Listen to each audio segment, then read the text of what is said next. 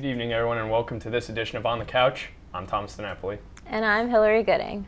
With us to talk about the International Studies major is Christy Thornton, a History and International Studies professor here at Rowan.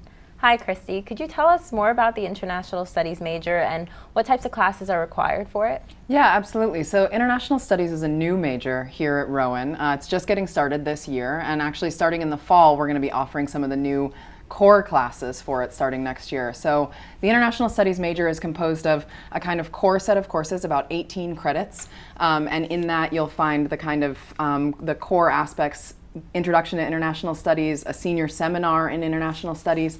In addition to that, we want students to have a specialization in a foreign language, do training in micro and macroeconomics. And then there is a set of kind of specializations. So if you're an International Studies major, you can focus on global and comparative studies, a bunch of area studies concentrations. So if you're interested in Latin America or Asia or Africa or Europe, you can kind of concentrate on that and take a specific set of classes, a set of credits that's on that. And we also are introducing a global business aspect too. So there's a separate concentration that's about global business. And so those courses all concentrate sort of with the business school as well and really prepare students for a career in international business in a whole range of fields. Now, I know some people like comparisons. Is there any major you could kind of compare this with, or a good major this goes hand in hand with? Yeah, actually International Studies goes hand in hand with a lot of majors, and it's actually a really excellent double major. So if you're majoring in basically any of the majors in chess, in the humanities and social sciences, or something like communications, really, there's a lot of overlap there. And so people who are doing things like political science or history or even communications, those people would be able to pick up a double major in International Studies really easily. So if people are already doing that coursework, that's great. If you're a freshman, you're going to be coming in, you can concentrate on international business. The set of classes that are required for that are a little bit more specific, so people are going to want to do that from sort of their first year forward. But if you're already a sophomore, a junior, and you're interested in international studies, you can definitely double major or pick up a specialization or a minor in international studies as well. That's really cool. So what types of jobs could this lead to? Because it goes hand in hand with so many different majors. Yeah, that's right. And that's one of the reasons that International Studies was really created at Rowan, the idea that we want to be preparing students for these new kinds of international careers that more and more students are getting. So we're imagining all kinds of things that Rowan students can do with this, from government positions, working in diplomacy, things like working for the State Department in Washington or being posted abroad, right? Working in international organizations related to the UN or big relief organizations like the American Red Cross, and then of course working in international business. And we know that even a company that's just a New Jersey company, right, just a company that's based in South Jersey, those companies increasingly have global aspects to how they do their business. So if you're going to do supply chain management or marketing at a local company here, you're probably going to be dealing with various kinds of international integration. So, and then of course, in addition to that, we know that New Jersey is home to lots of international corporations, right? Lots of big corporations are based here in New Jersey. So this is the only International Studies major in Southern New Jersey. So this is the one place where you can really pick up these skills and prepare yourselves for these various kinds of jobs.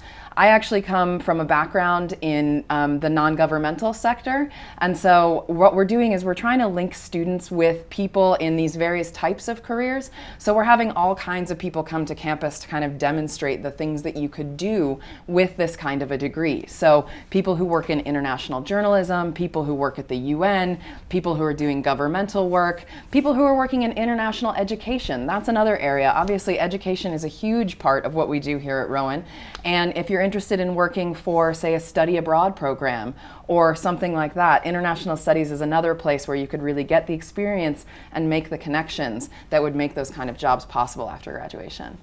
Now, you mentioned study abroad, and I saw there was a lot of specializations, whether it's Japanese or Russian or Middle Eastern. Do we offer study abroad in all the specializations? Yeah, so there are study abroad programs, and if you're interested in study abroad, obviously you can find out all about that through the International Center. And what Rowan does is it partners with various different study abroad organizations that exist all over the world. So no matter where you're interested in going, if you want to pick up a language, if you want to sort of get to know a culture, you can definitely do that. Study abroad isn't a requirement of the International international studies major, but it's something that we really want to encourage our students to do. I think that having experience in another country really sort of changes how you look at the world and look at yourself. So that's a really important aspect. And so yes, if you want to study Japanese or Arabic or Spanish and go to Latin America, you can do all of those things through the study abroad program. And that helps you take care of your foreign language requirement, right? Knocks off some of those aspects of the major and is really an important thing to do and an important aspect of what we're trying to do with international studies. So we definitely really encourage that. I know you touched on this just a little bit earlier, but who is this major best suited for? Because it is so new and like going into the spring semester, is it best suited for like sophomores and juniors, freshmen, or is it like not really realistic for seniors, that type of thing? Well, it depends on what you're really interested in doing. There might be majors where people or seniors could pick up some of the important aspects and be able to do a minor at this point. The two sort of core courses that are offered just in international studies are going to start to be offered in the fall, right? So if you're a senior this year, you're probably not going to be able to take a full major because those two important courses, Introduction to International Studies and the Senior Seminar in International Studies, where you would really focus and concentrate on what you're interested, the particular aspect of this that you're interested in, those are going to be offered next year. So if you're a sophomore now and you think that this is something that you're really interested in pursuing, I would say you should absolutely think about signing up for that introductory seminar in the fall, which I'm going to be teaching in the fall of next year. That's the Introduction to International Studies. If you're a little bit further along, if you're a junior and you're going to be a rising senior and you're thinking about adding international studies, absolutely do that and think about the senior seminar. What both of those courses allow us to do is really get at the core problems and aspects of our globalized world that we want students to be able to grapple with, right? So things like climate change and terrorism and international development and international finance, all of these kinds of big questions, migration, that really motivate what's going on in world politics and world economics today. Those are the things you're going to get out of those core international studies classes that are going to be offered starting next fall.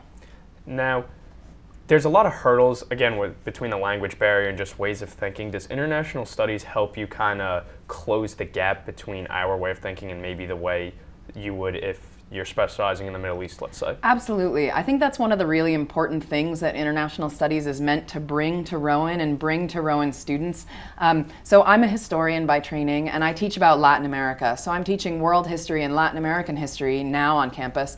And one of the things that I really try to do is broaden students' experiences with perspectives from different places in the world, right? And so in my world history class, we talk about what if we didn't focus world history sort of from the US outward? What if we started in China, right? What if we start from the perspective of China and look west instead of the other way around? So that kind of thinking, that kind of flipping of the perspective and beginning to be able to think globally is something that we think it's really important for students moving forward as they go out into the job market, right? Being able to understand other cultures, how their economic systems and their cultural systems work is going to be really important for everyone moving forward, and especially if you're interested in doing any kind of work after college that's international. So that's something that we absolutely focus on in the international studies major. Professor, thank you for joining us today, and stay tuned for more on the couch.